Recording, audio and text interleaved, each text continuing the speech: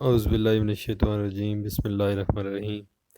آغاز اللہ کے عظیم نام سے جو بڑا مہربان بے حد کرم کرنے والا ہے۔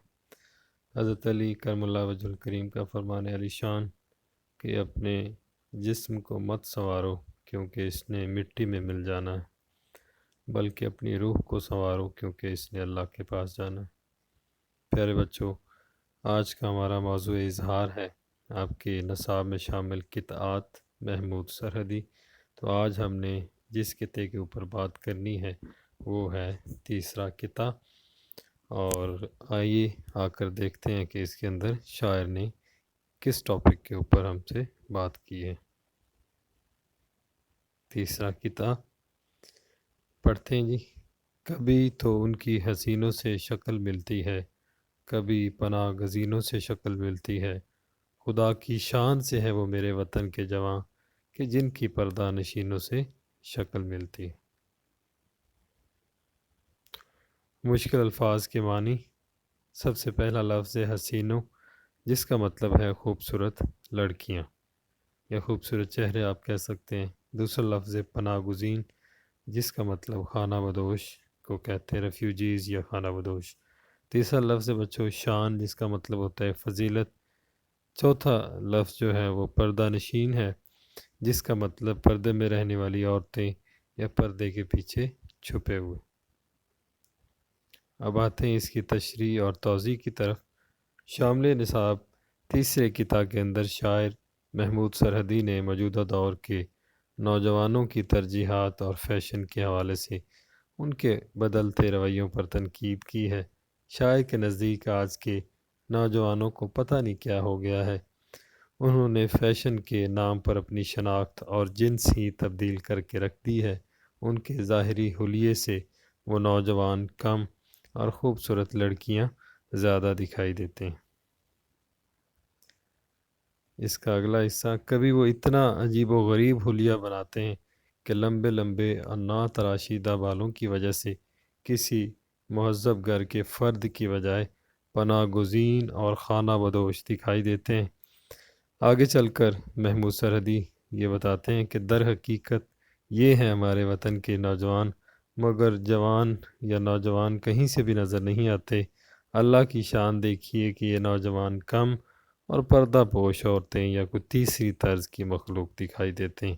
یہاں پر شاعر کا طنز جو ہے وہ نظر آتا ہے، اور وہ کہتے ہیں کہ یہ نوجوان کم پس پردہ یا پردے کے اندر چھپی عورتیں یا کوئی تیسری مخلوق دکھائی دیتے ہیں۔ شاعر کے نزدیک ایسے لوگوں کو فیشن سے متعلق اپنے نظریات کو بدلنے کی ضرورت ہے۔ اسی قطعے کے اندر سے تنقیدی سوالات میں نے ترتیب دیے ہیں۔ پہلا سوال ہے فیشن سے کیا مراد ہے؟ دوسرا سوال، شاعر نے آج کے نوجوانوں کو حسین آئے کیوں قرار دیا ہے؟ تیسرا سوال، پناہ گزین اور پردہ نشین کی اصطلاح شاعر نے کیوں استعمال کی؟ تو یہ اپنی سوچ کر لکھنا ہے۔ چوتھا جو آج کا سوال ہے وہ ہے ہمیں کس قسم کا فیشن کرنا چاہیے؟ اب دوبارہ اس کی تشریح کی طرف آتے ہیں۔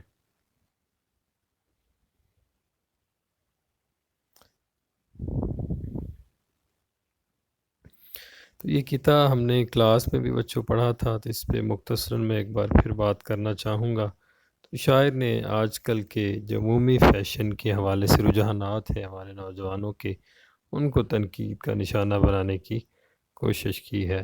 تو شاعر کہتے ہیں کہ پتہ نہیں آج کل کے نوجوانوں کو کیا ہو چکا ہے، ان کے نظریات کو، ان کے رجحانات کو، ان کے میلانات کو کیا ہو چکا ہے کہ وہ جس طرح کا فیشن کرتے ہیں وہ انتہائی آکورڈ اور انتہائی برا فیشن ہے، اور وہ اس فیشن سے جو مرد ہیں وہ مرد کم لگتے ہیں بلکہ عورتیں زیادہ لگتی ہیں۔